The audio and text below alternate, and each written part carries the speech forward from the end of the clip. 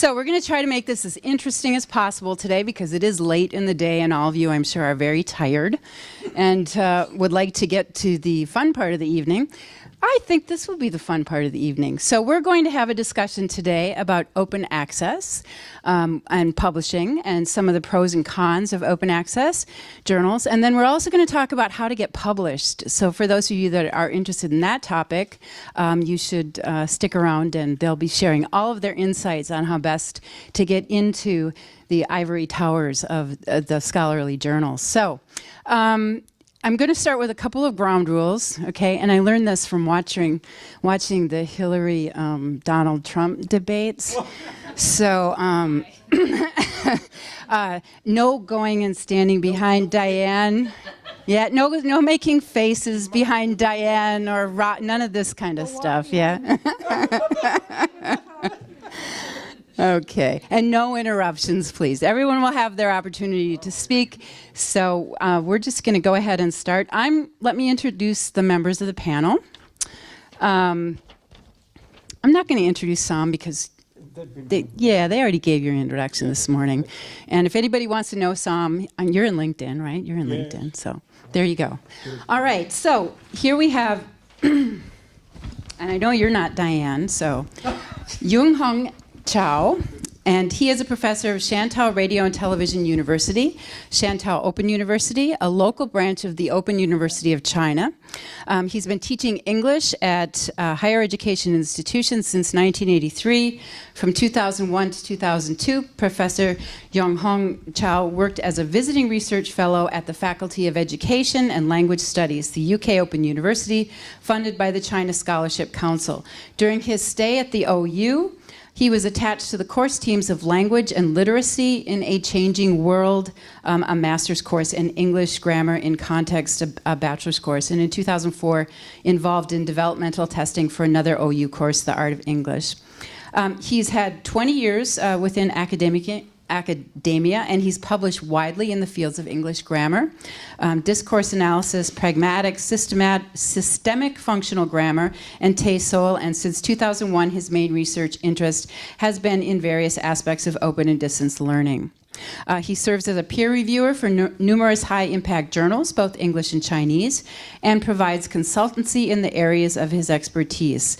He is an associate editor of Distance Education on the editorial board of System and International Journal of Educational Technology and Applied Linguistics, and has been a guest editor at the International Forum of Distance Education in China since 2013 and on its advisory board. He's also acted as a program committee member of the Technology Enhanced Language Learning Subconference of International Conference on Computers in Education since 2016.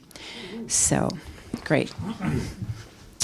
So, our next panel person is Dianne Conrad, and Dianne has been practicing adult and distance education for over 35 years in Canada.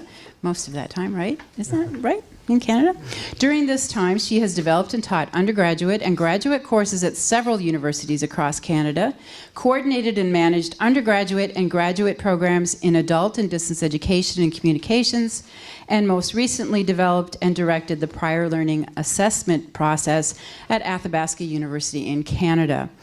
She is currently the co-editor of the International Review of Open and Distributed Learning and serves on several international editorial boards in the ODL field. Additionally, she teaches in the master's and doctoral programs at AU, and she has these really cool fireside chats with her students, and she invites people to come, and they're really cool. Yeah. So if you get an opportunity, you should participate in her fireside chats with her students. Her research interests include the fields of distance, adult, continuing professional and online learning, open learning and OER, e-portfolios and recognition, and assessment of prior learning, and now officially retired. And I don't know what it is with retirees, but you guys, you all come back. Yeah, you never really go away. She's lying. So she has just published her first book, Engagement and Authenticity, Assessment Strategies for Online Learning, with co-author Jason Openo. So we are going to start with the first question for today, and that is, do do we have to? Do you think we should flip a coin about who gets to start first? No. Dianne gets to start first. So could you please respond to the question of what do you consider to be the advantages and disadvantages of open access journals? Thank you. There are no disadvantages. It's all advantages. This is a very biased opinion from the co-editor of one of the largest open access journals, perhaps one of the first in our field. That's all. There's no disadvantages. Put that stuff out there so everybody can get it with no fees attached to the authors or on the other end as well. It's just a lovely system that should be taken up by more journals, and more journals are moving towards that way, especially in Europe, where there seems to be a more unified front to all things progressive than, for example, in my own country, where we're very disparate and can't seem to get it together on getting organized. So yeah, that's my opening statement.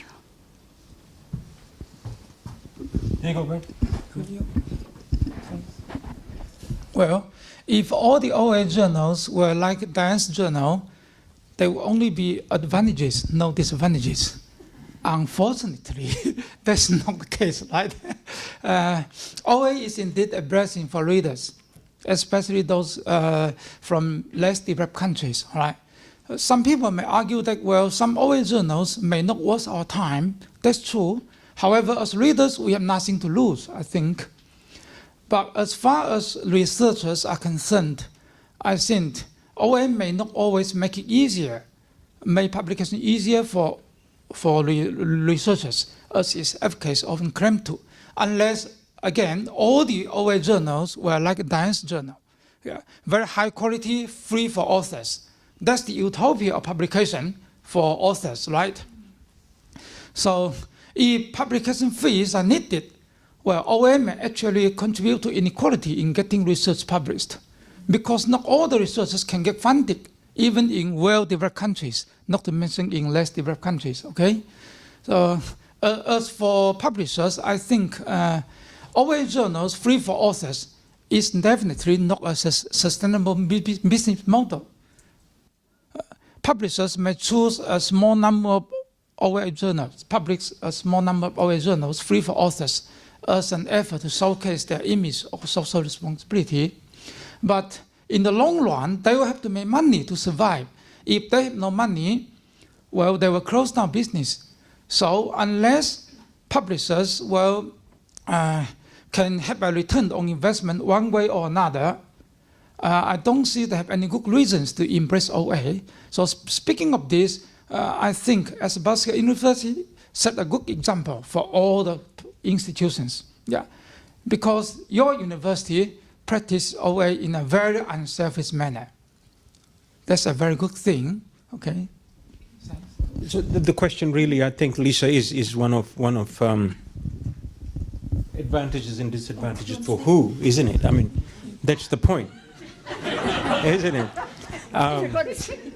The point that, Lisa, I think the better question, not to say your question wasn't a good question, is advantages and disadvantages for who, isn't it? You know, and I think Frank said what I was thinking.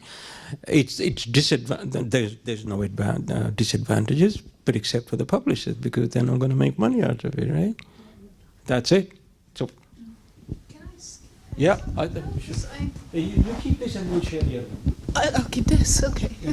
I'll hand it over to other people now.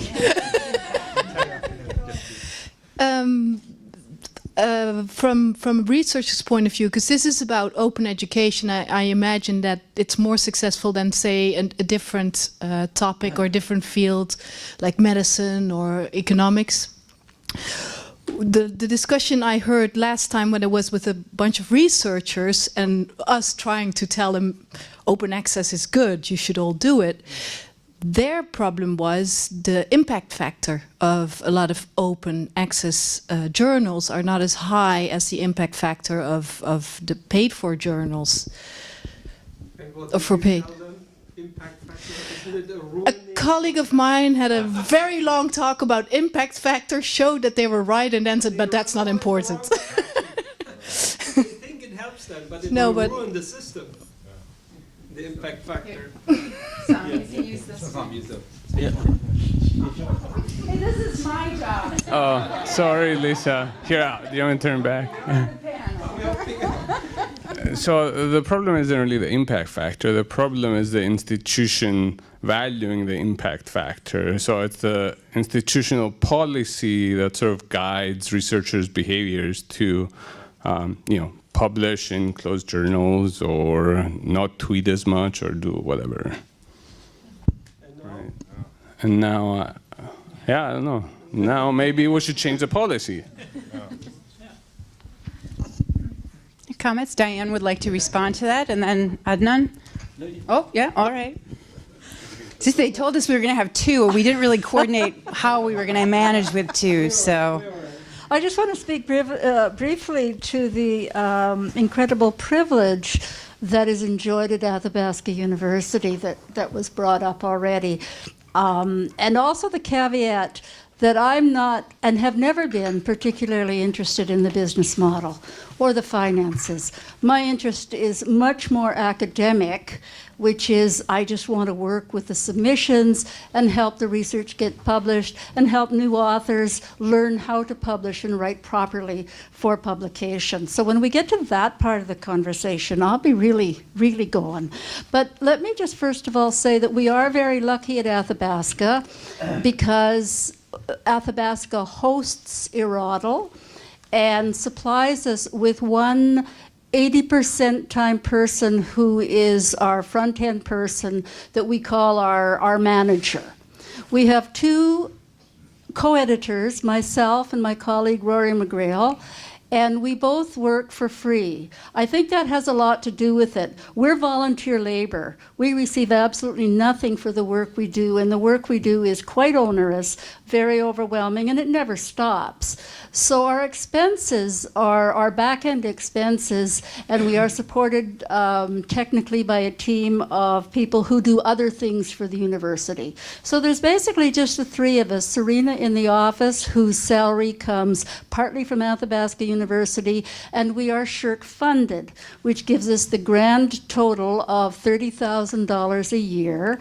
That is from Canada's National Research Funding Arm, and we have to maintain a whole lot of high standards in order to receive that funding.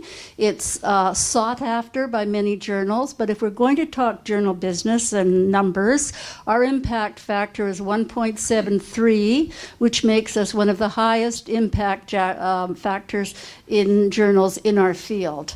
So to discuss whether or not an impact factor is a viable measure of anything is another conversation, and a large one. But on the number side of things, I just wanted to respond to why we can do what we do.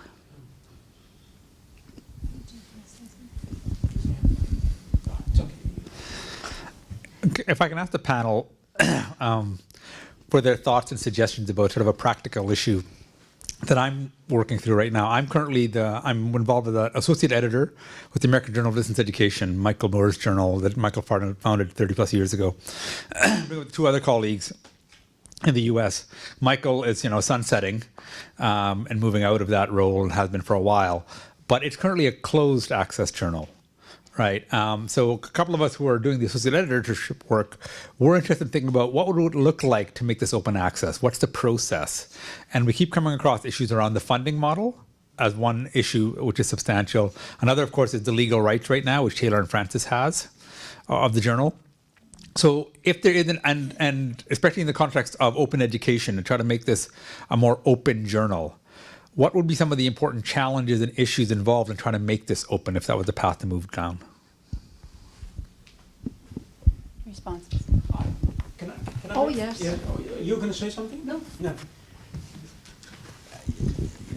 I think we could go round and round with this conversation and end up nowhere. I think it might be useful for us to understand what happens in the journal publishing process and the publication of articles.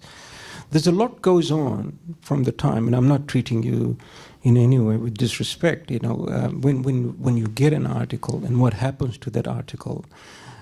Everybody here will agree with me that the best of the articles require about 6 months of work by a variety of people, from reviewers to academic editors to copy editors to production people, and all of these things cost money. So why are we being so critical about journals when all the other kinds of resources that we publish and produce, including textbooks and open educational resources, or not open educational resources, but other kinds of resources,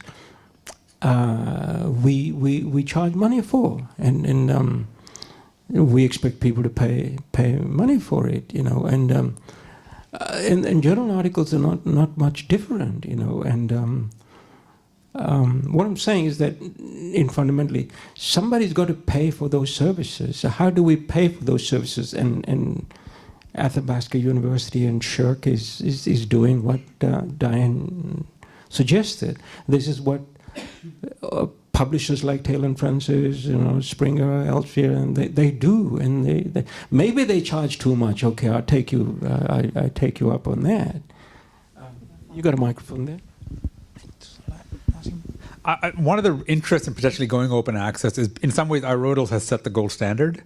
And I know Olaf did a study many years ago around open access versus closed access journals. And especially in the middle term and long term, open access journals get more readership, right? If I recall correctly, Olaf, from that study. And I think the goal potentially is with AJDE, we don't do we're not on the Social Science Index. I would like to see the impact factor increase. And I think open access is an important way to get the circulations of these articles and have students especially have more access. So that, in terms of why have it, that's a really important goal, to have more access for the students especially. Just having said that, the last impact factor of distance education journal was 2.9. If there is any benchmark to go to. You can't sustain that because you know how impact factor is calculated over a 3-year period, but the number of citations divided by the number of articles. So you can, as an editor, you can manipulate impact factor. For example, the more articles you publish, the more people read it, therefore higher impact factor. You see? You can play these games, So, I mean, as an academic community, I wouldn't be too worried about impact factor because editors play these games. For example, we know all in the business, the special issues attract more readership, and they spike up impact factors. So, and I know editors who actually produce more special issues to spike up impact factors. So I wouldn't be too hung up on those kinds of things. And one year you might have 2.9, and I'm down to 1.5 now. So what are we going to do? I live my life by impact factors? No, you don't. You publish the best research that you can, and let other things take care of it. And here I said I wasn't going to talk about numbers. Our readership is incredibly high. Our hits per day are in the multi-thousands from all over the world. And we can't keep up. We can't keep up. We have 30 to 40 articles in a queue all the time, waiting to be appraised, waiting to be vetted at the front end before they can be worked on by my co-editor and myself. So it's a very busy trade, and as you said, Adnan, these are all ramifications of being open access. More readership, more exposure, more of everything that's good. When you're locked into a situation with a publisher, as you are, your main issue will be getting out of that gracefully. And after that, then you have to find some funding. We are very lucky to be supported by an open access university. However, here's something interesting that's not public knowledge, so if any of you say anything about it, I'll have to hunt you down. And God knows what will happen then. Our Center for Distance Education, that has been the home of the remarkable scholars that you have all studied and have known, like Terry Anderson, and all these fun, Bob Spencer, and in the old days, Dan Coldaway, and they've all retired now. and Marty Cleveland-Innes, who worked with Randy Garrison on the famous COI model. She's still there, but our center has just been usurped by a faculty, the Faculty of Humanities and Social Sciences, because the center was an anomaly and it was operating over there. And as all of you know who are connected with institutions, no institution wants a little rogue center operating over there. So they sucked it into a faculty who really has no distance education stars. And now that's where it resides. We are worried at Erodal as to how our support will continue in the future under the leadership of a faculty that is not distance educated oriented, apart from the fact that they are housed in a distance institution. That may seem contrary, but it isn't really. All the distance education leadership at Athabasca came out of the Center for Distance Education, spurred by people like Terry Anderson and Rory McGreal. So there you have it. We may be soon in a situation not so pleasant as was described earlier by my colleague. It remains to be seen. The straightforward answer to your question is you have got to find somebody to support it, to fund it. I'm sorry, Lisa. Thank you so much. Oh man, so you're a born moderator. There goes your job. I just want to add another perspective to it, because the Netherlands, for example, they have solved this on a national level. So they have come into agreements with publishers. So we can, if we publish, go for Gold Road without having a payment. Yeah. So I think it's also a political solution after that. Yeah. And not only one that is depending on the journals. A second point, the European Commission has decided that from 2020, all research needs to come open access. So journals need to react on that, and there need to be some models. So I think it's not only our decision, but it's also a political decision that's going on there. Comments from the panel? I'm struggling to make a sensible comment here, because we all know what the issues are, really, isn't it? But let me make one comment that, again, in the same vein that I was speaking earlier on, that the commercial publishers are very aware of this shift that is happening. There is no doubt that there is going to be pressure from major organizations like the one that you just mentioned that will require open access publishing. But the publishers will come back and will say, yeah, you can do it. You can do it. That's why we have the green and gold open access. You're prepared to pay? We'll publish it. But my experience also has been that they're going a bit further than that. Oftentimes, Taylor and Francis would, without telling anybody, even me, open up an article just like that.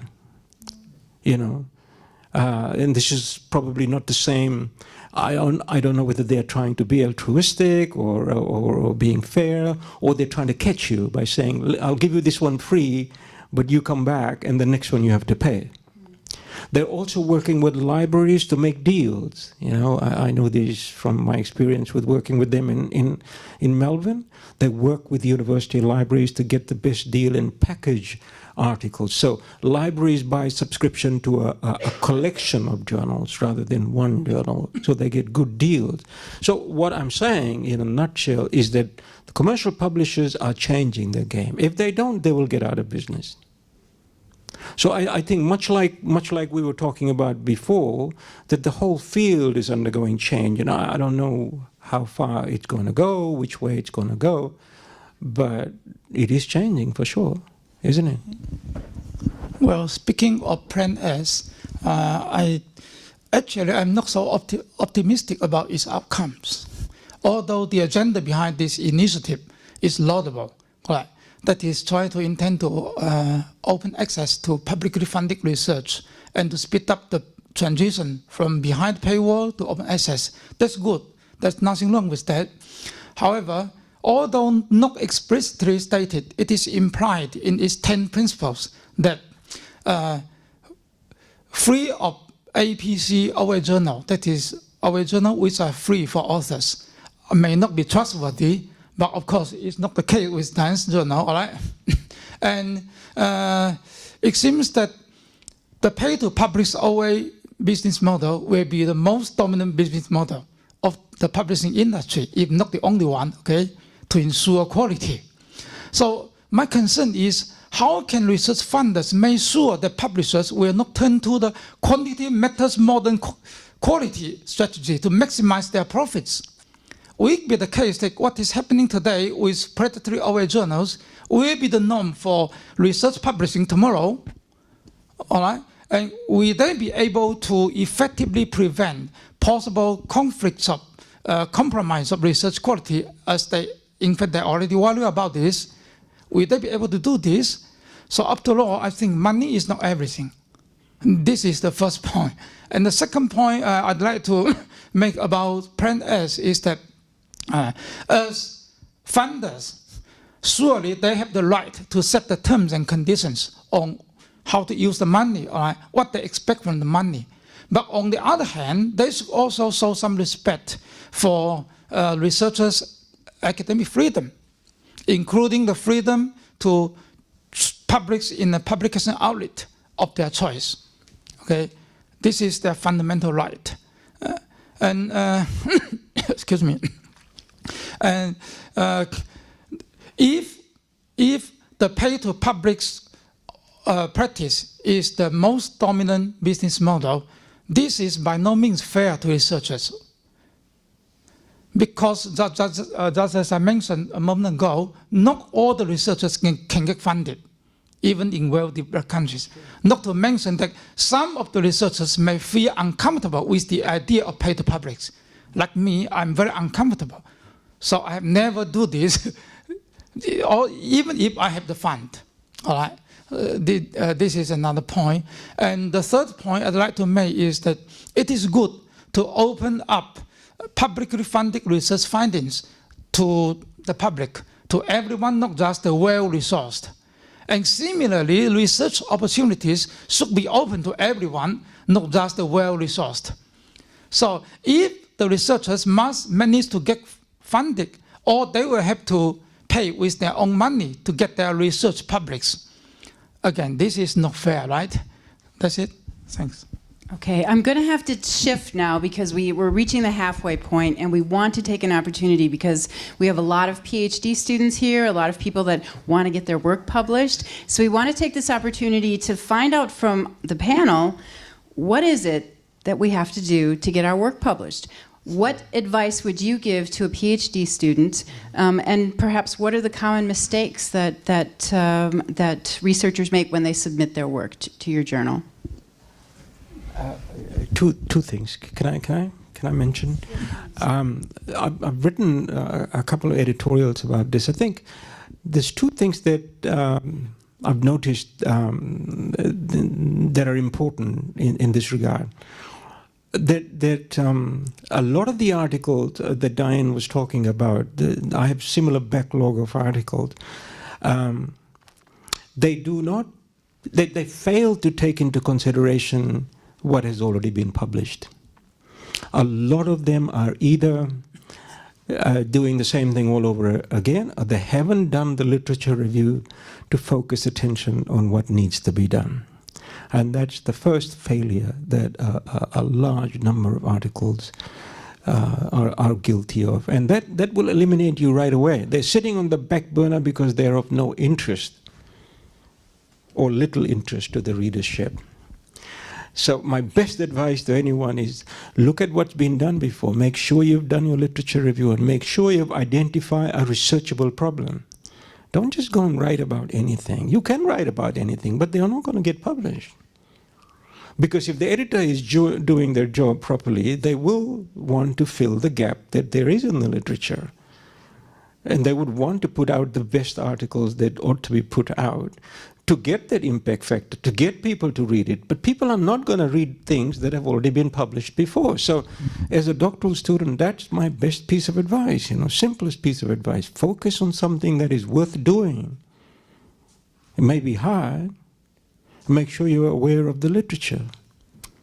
And then the second point is make sure whatever you do is methodologically rigorous. That structurally it is sustainable. You fail those 2 tests, it's not going to go anywhere. It won't go beyond the editor. I'll echo what Sam has said as one of the important points is make sure you do something that is valuable and useful. How you do it, that's of course the rest of the story. But the question that you want to ask yourself all the time is, so what? You know, especially as a doctoral student, it's so easy to be romanticized by your dream of what you want to do. And you need a very hard-nosed supervisor to tell you that there is no point in going down that road, either because it's a dead end or because it's been so trod upon by so many other people, there's just no future in it. And I tell my students that all the time. Thomas. So that's the first thing. You have to be very, very critical of yourself and what you want to do and how that fits into the field. And if you have hesitations, write to the editor of the journal. A person like me will answer your questions, and I'm sure my colleagues will also. And we are not inhuman. We're just people there who are waiting to talk to other people about what we like to do. Write to us and ask us, is this going to fly in your journal? And we'll tell you.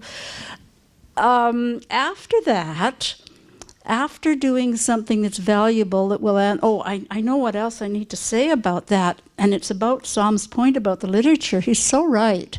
Practically every article I read opens with the fact in either the introduction or the abstract that not enough research has been done in this area. And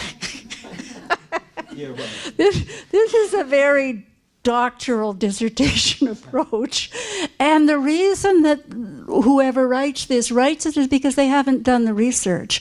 And my job as an editor is to say instantly, where is so-and-so? Why are you not citing so-and-so? And what I have noticed, and actually have meant to do research on myself for a number of years but haven't had time, is that research and the sources that authors go to are often very geographically bounded. So, for example, authors writing from Turkey, where's my Turkish friends? or from Asia will not be accessing mainstream research that's coming out of the UK or coming out of Canada. And this is shocking because Canada has been a leader in that field, as has the UK and also Australia. So you have to look beyond your geographical boundaries in order to find the literature that you need. The next thing is, and this is very simplistic, that practically all submitters, especially first-time submitters, overlook, is do what you're supposed to do. Every journal has a list of things that you are supposed to do. It ranges from format to scope to etiquette, and writers don't do it. They simply don't do it. And now, because we are so overwhelmed, we have our front-end person sending things back by the score saying, I'm sorry, you didn't do what we asked you to do. And we can't accept your paper until you conform to our standard. What could be easier? What could be easier than to put your paper into APA format instead of Chicago? And don't import a reference from the last thing you wrote that was in Chicago and forget to change the formatting when you put your bibliography together. Here's one other instance, and then I'll give up the microphone. We ask for 3 files after you've been asked for revision to come back in. 3 files, a clean copy, a track-changed copy, and a copy of a response to what the reviewer said. So I will get 1 file. Or I will get 2 files of the clean and no file of the tracked, and so on and so forth. That's enough to frustrate an editor to tears, because I personally have to respond to somebody by email and say, I'm sorry, would you please send me this again? And we do that at Erodal, in spite of the fact there's 100 articles waiting. I will say to you, please send me more files so that I can do the job I'm supposed to do. And there will come a point where perhaps we won't do that anymore. We'll just say goodbye. You know, you didn't do what you were told to do. Goodbye. Thomas. Yeah, you keep. Yeah, I have heard the following argument, which is, I want to inquire if you think it's true. The following argument, the argument is as follows. There are many more new researchers coming up in very different universities. There's mass education up to the doctoral level, and many more people now writing. And while the population writing good articles, often research-based articles, they pay more. They publish more and more. The outlets for research are not increasing to the same extent. So you have the natural problem that you get the outlet tube is more or less constant, and the input tubes are sort of proliferating, and that gives you a sort of congestion, and that is, I think, to ask people now to write more clearly and so on, or to do a literature review and so on, will not address this type of problem. Actually, another small comment on your argument that you should address what has already been said. According to my experience, when I look at literature, I actually find there is indeed many articles which are writing the same and the same and the same. And if reviewers would be really strict in eliminating articles which are sort of replicating, then many of these articles would be out. But I think there is, you as editors, you want to fill in your journals, and you pick up on what is there, and you will always be place as many articles as you can. And on the other hand, you have this problem which I mentioned, that a supply of articles becomes a sort of accumulates to a tsunami, and the outlet is sort of congested. That's. I just want to comment. If you think economist, you know, Thomas is an economist. That's an economist rationalist argument. Willy, you go ahead. You go ahead. I would like to add, just to do credit to our Turkish and Asian colleagues. When I read the American Journal of Distance Education, citations are 80% from Americans. When I read the Canadian publications, 80% of references are related to Canadians. So we should be fair and not overstress the expectation. I fully support you, Som. This is our dream of good practice, that our submitters have read the literature. It's horrible to receive an article here for Eurodel, and people haven't even read the latest article related to the same team in Eurodel. It happens, and it happens to you, and it happens to you. There are extremes, but the normal cases that people have a very narrow focus to the literature. Wherever you act as publishers a little bit more, and I give credit to a distance education. I think in distance education you have publications with the broadest view when you look over a long period. When you look from one article to the other, it's very narrow, it's a bit broader, it's a larger perspective that people take, but in general, it goes up and down from quality. And so far, Thomas is correct. We are not perfect. I was going to say earlier as you started that you were incorrect, but then I wasn't quite sure the parameter of which you were speaking when you talked about your journal experience. Eurodel publishes mostly international work. It was put forward once by someone somewhere that there was a bias towards internal candidates, so to speak, your own faculty. So I looked back over the year to see how many pieces from AU faculty we had published in the journal, and there were 4 over the entire year, and several of them were professors publishing with their graduate students, which of course is a normal thing to do. It's shocking to me that we have so few Canadians. No, it's, you are defending Irodel, and I didn't mean Irodel. It's the Canadian Journal of Open and Distance Education, or I don't know exactly. From the Canadian Association, what is it called? No, the Journal of Open and Distance Learning, which is Canadian. The one from Simon Fraser? Yeah. Oh, I mean, this is the typical Canadian. Mark. David Porter This is and. typical. You're an international. Okay. I said I wasn't sure of the parameters. Yeah. Okay. Let me tell you something. Again, it's a secret. Nobody really knows what they're doing. It's just like the government. You know, you think they know what you're doing, but they don't. George is smiling. I don't know how.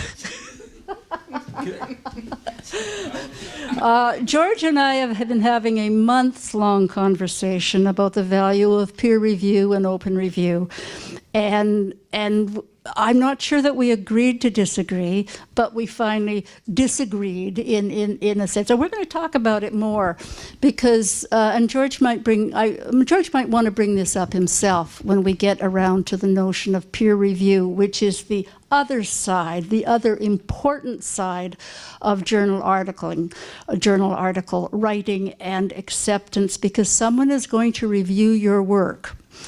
And therein lies a huge story, right, Sam? Absolutely, and as you say, we'll get onto that. But I wanted to get back to Thomas. As I said, this is typical of Thomas. He's an argumentative economist, rationalist. And imagine, Thomas, it's the same thing we have with money. So there are politicians around the world saying, "What's the problem? Just print more money." What you were saying is like the outlets, there's a smaller number of outlets, right? There's many more articles coming in order to be able to, for the outlets to be able to accommodate them. So what do? Do we just increase the outlets, print more journals and print all those articles? Now, so what I'm trying to say is, I'm thinking about myself here. What do I do, Sam? What do you do when you work on the journal? At the end of the day, I don't give a damn about impact factors. I don't give a damn about the money. What I worry about? I'm worried about my reputation. I'm worried about doing good academic work. So when I look at an article, I'm not looking at whose article it is or why am I publishing. I'm looking at that article from my perspective. Is this what I would judge as good work? Is this where I want to invest my time and effort into? And if that is not satisfying for me as an academic, as a professional, I'm not going to waste my time on it. I don't care who you are or where you come from. This is what I'm saying to people. You can come from Africa or India or wherever. If your article is good, it'll be published within less than 3 months. I'll guarantee you that. You send me a good article, I'll publish it within 3 months. Or almost immediately. That's the best advice I can give to anyone. The notion that an article has to contribute something new to the field is inherent in the nature of publishing, and it appears in everybody's journal. My personal opinion is there's very little new under the sun. And it's very hard to find something that hasn't been said somewhere or somehow before. So what people end up doing is hiving off a small sliver of the field where they're going to talk about the Tanzanian farmer's experience with distance learning in the agricultural field. I actually published an article like that for the Tanzanian author. because it was a specific field, or rather an application of our field to a specific instance, which I thought would be of interest to people studying agriculture or people who were looking for international affiliation of some sort. It was a very odd article, but it was novel. So often, as has been mentioned, we are seeing articles that are replicating studies, not in the methodological way, but they're just writing about the same thing, and perhaps trying to put a spin on it. But if we were to turn away every article that writes about a topic that has been previously researched, we'd have very, very less numbers of articles that appear in our journal. But unlike what my good friend Thomas said, we're not filling up the journals with as many articles as we can. We are turning away twice or 3 times as many as we publish. But again, and probably as the positive spin on what you said, Thomas, more and more articles are coming our way. People are writing, and partly because we've set up a system. I'm not going to call it an artificial system because that takes us down another rabbit hole, but a system where in order to progress in our field, you need to publish. And you need to publish in certain journals that have a certain reputation and a certain impact factor. And I don't adhere to those things either. They're there. I said at the beginning, I'm not interested in numbers. I only know that impact factor because it's published on our first page. And other than that, it just simply doesn't interest me at all. But our system is interested in that. And Sam spoke at length about our system this earlier today. And there's a lot of problems in our system. It's like most systems, it's an organization and it's money-based. And it's not always a fair game. And so this is the game we're in. And people need to be published, and they come flocking with often inferior products because they're under pressure and they're not properly trained in how to do this. Stop there. Go on. How do they get their training?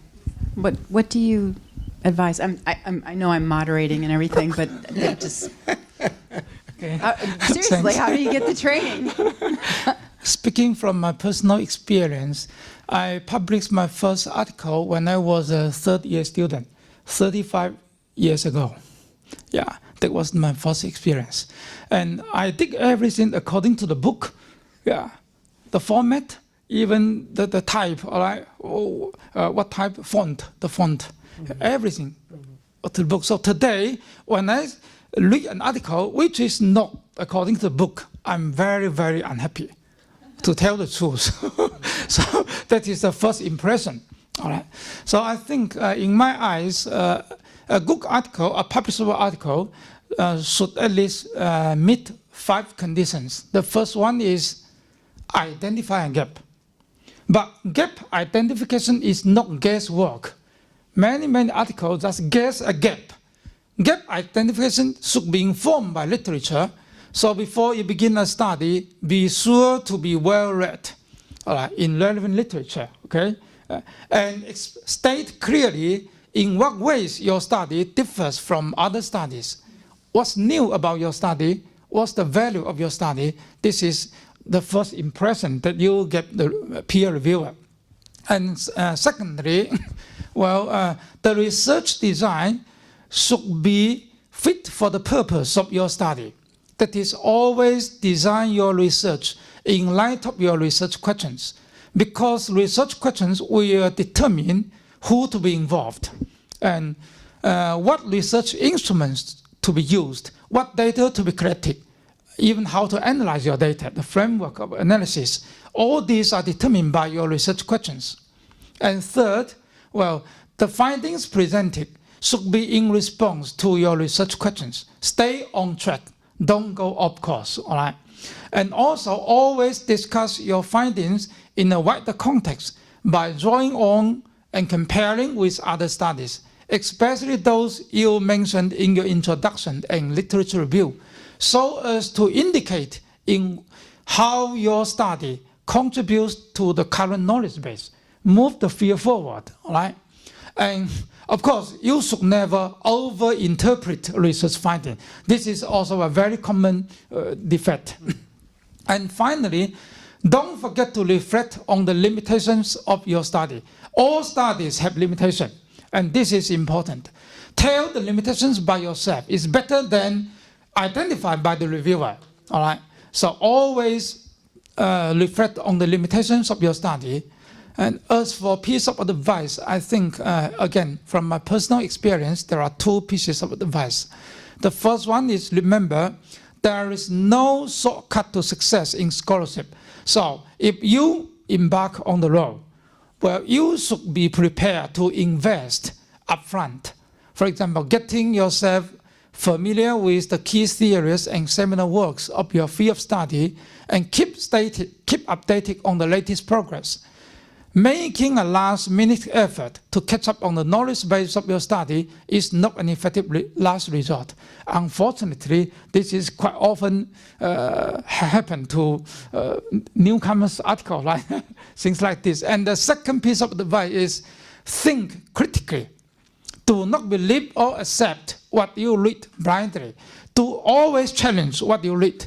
But, again a but, to challenge what other people say is not to disbelieve them, but to understand them better.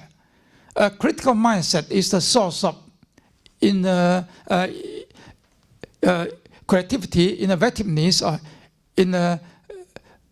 which will make you stand out among your peers. So these are two pieces of advice. Thank you.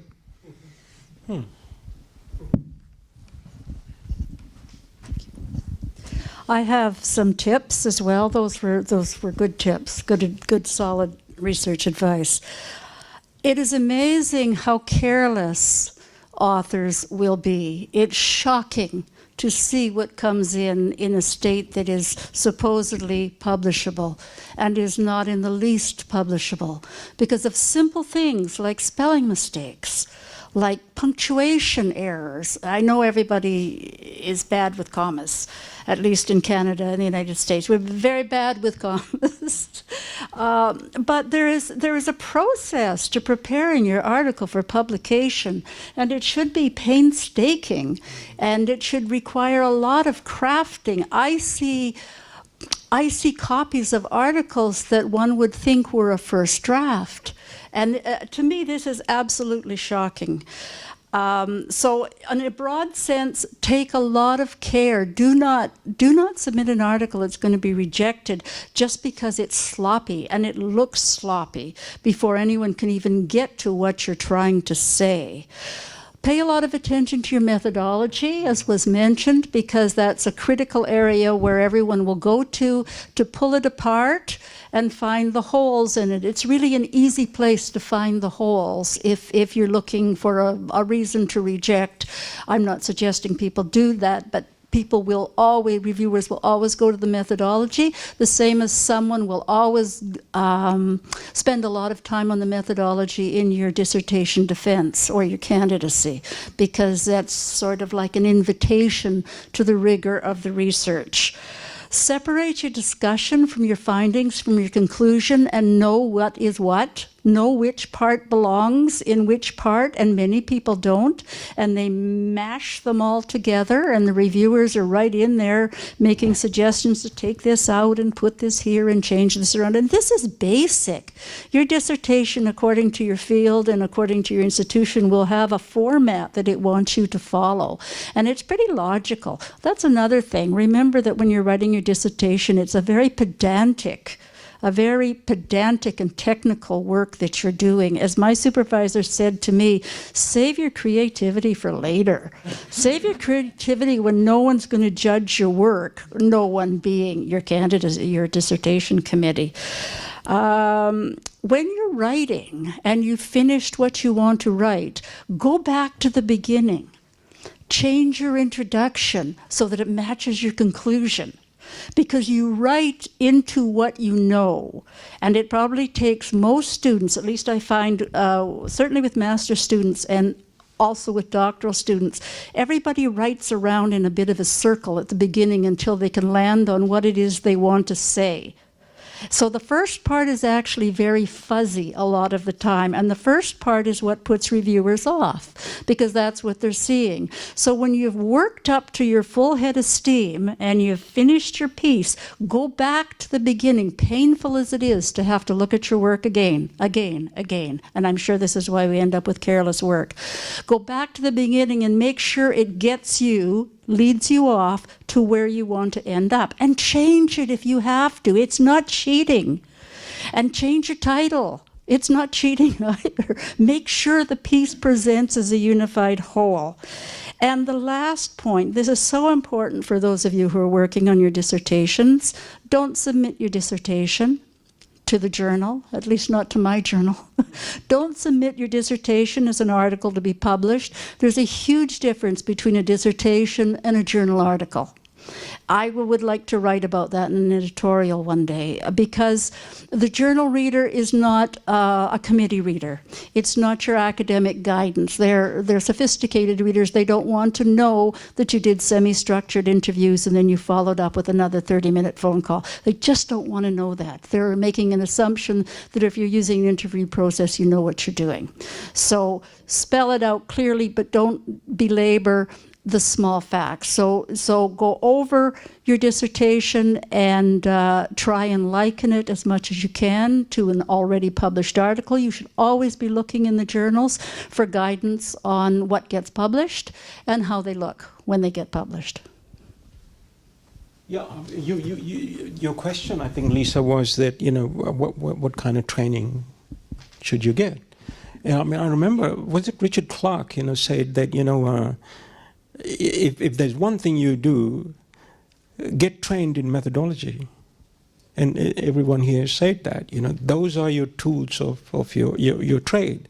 And so those people who are running faculties and departments here, George, Patricia, are you confident that I'm taking over Lisa's job, are you confident that your programs have the right balance of methodology and content? I mean, some people say it should be 50-50. 50% of it should be on methodology and 50% on content. Are you comfortable with that? I'm agreeing. We could inch a little further. I think always. I agree with the 50-50. We're not quite there, but we're pretty close as a program. As a department. You're gonna take handing off the batons here. She's telling me I'm taking over.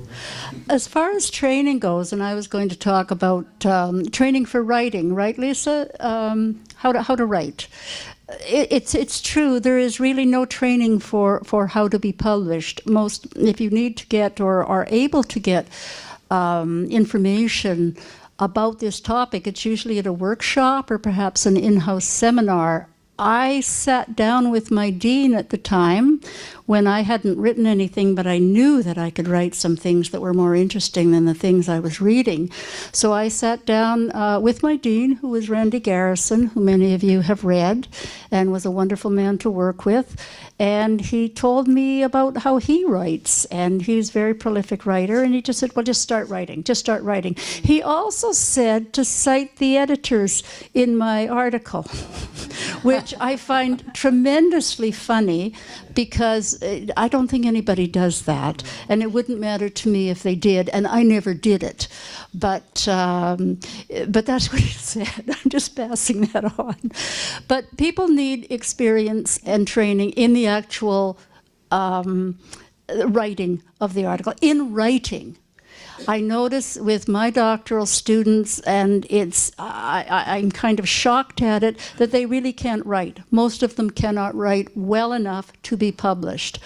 When I'm grading their written work, I'm spending a lot of time working with their actual writing quality to help them along the way, knowing full well they're not going to get a lot of that.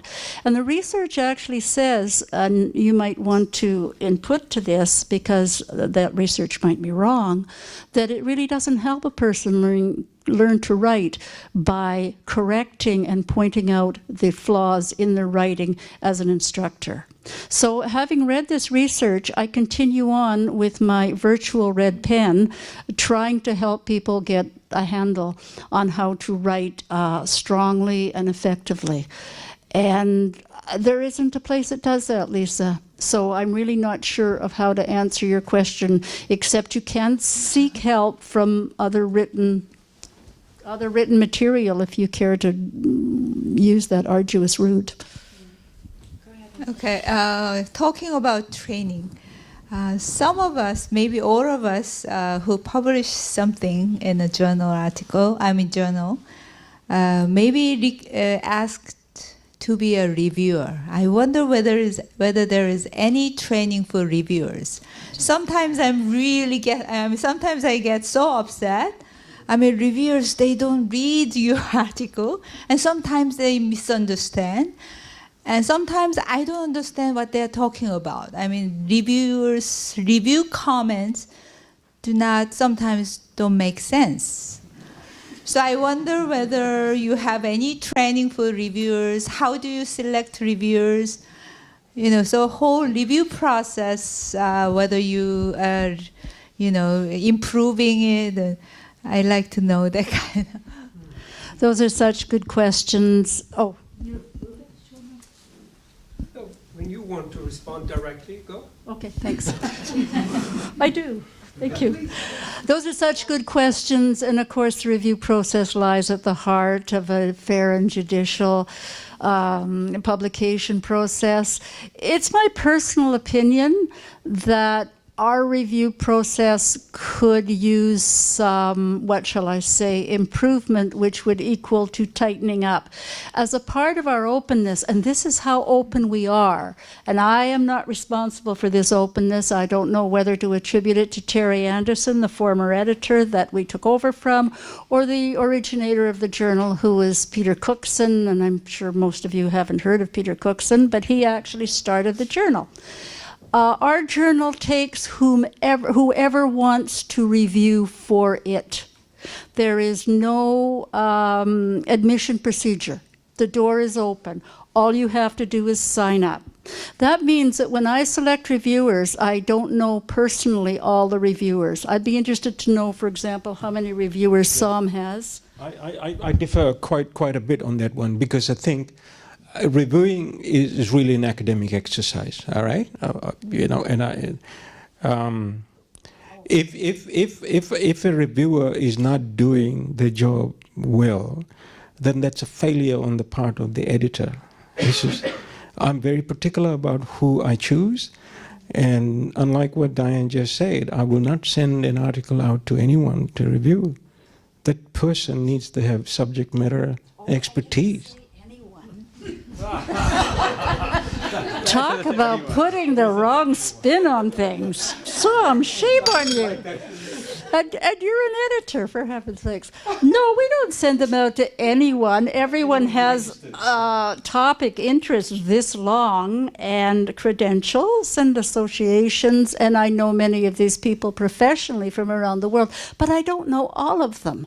And one of the things that I object to, personally, is the fact that at Erodal, if you publish an article, you automatically become attached to what we call our family of reviewers, which is in excess of 1,500 people. Now, I could go on all day, and I know you don't want me to, although it's really interesting. So we have all these reviewers, and we have strictures around how we choose them. We don't like to overwork them. We also have a rating system, and we actually fire reviewers if they consistently underperform. We rate you on a scale of 1 to 5. And if you end up with a 1 or a 2, you're out the door. You won't know you're out the door because we would have only asked you a couple of times a year, and you probably forget that we ask you at all. But when you don't hear from us for a number of years, that's why you've been fired. There are people in this room who have been fired. And you don't know who you are, but you've been fired. So we try to keep a standard up like that. But when push comes to shove at the end of the day, as some said so correctly, it's up to the editor. Yeah. And here's my objection to our wide range of reviewers. You are either a graduate student or a PhD. You're probably a professor, and that's great. But I don't know your bias. I can see what you're interested in, but unless I know you personally, I don't know your bias. I don't know if you've got a thing against this particular topic, or you think it's not important, and you're going to downgrade the importance of that submission because of that. I can't tell that until I see your review. I can't tell if you really know what you're talking about or not until I see your review. You may have been the third author into an article that got you put onto our list, and you may not care one bit about academic research, and you just happen to be the third author because you were a graduate student and your interests actually lie elsewhere. So there's all these factors that manifest eventually in the work that you do if we ask you to do something. And then we can finally make a decision by the rating that we give you. It comes back to the editor. It comes back to the editor and your sense, as Sam said so correctly, of academia and what it should be and what the research field is.